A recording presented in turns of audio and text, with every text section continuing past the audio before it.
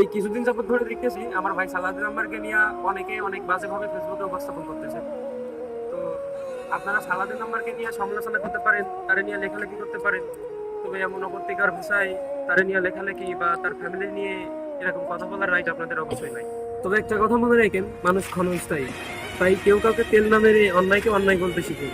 তবে আপনারা তারে নিয়ে লেখালেখি করতে পারেন, তবে তার ফ্যামিলিকে নিয়ে লেখালেখি করার রাইট আপনাদের কখনোই নেই।